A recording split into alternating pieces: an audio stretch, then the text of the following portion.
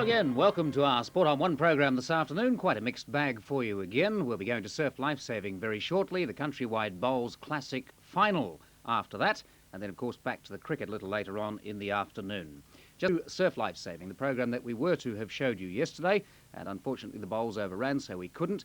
A Trans-Tasman Test match, which they've been held biennially for the last 30 or 40 years or so, and often with Trans-Tasman competition there's plenty of spirit there and plenty of competition between the two countries, and some things we can claim to beat them and other things we really don't get close, and surf lifesaving is one of those. In biennial Trans-Tasman Test matches, we haven't got close to beating them in the last 30 odd years. Well, the last one was held just a couple of weeks ago at Mount Maunganui, and our man on the spot at Mount Maunganui was Brendan Telfer.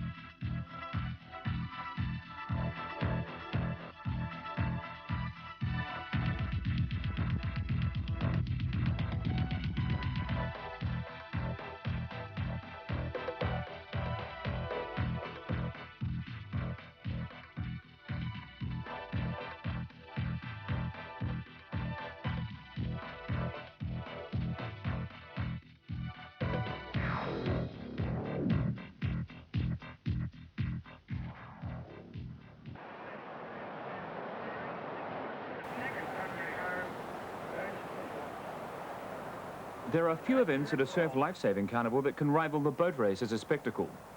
This year, New Zealand held high hopes of shutting out Australia in this gruelling 1,000-metre row through the surf. New Zealand's hopes were carried on the broad shoulders of the crack Piha boat crew. That's the story, reaching right into it. Keep the pressure on, together.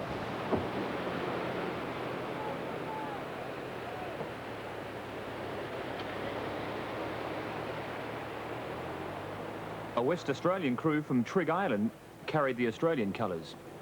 The reason why club crews are chosen to represent their countries in this event is because of the superior understanding and unity they possess over, say, a composite crew which might only row together once or twice a year.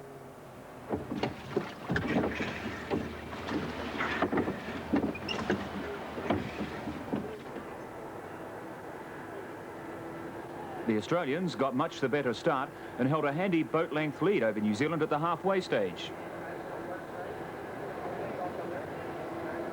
It was thought the gentle surf which prevailed at the Mount on this day would help New Zealand, but the Aussies were showing they had the boating skills to handle all conditions.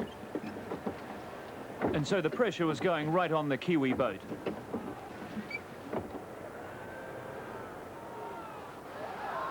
Over the last 300 metres, the Kiwi crew gradually started to gather in the Australians, who appeared to be paying the price for going a little too hard on the first leg.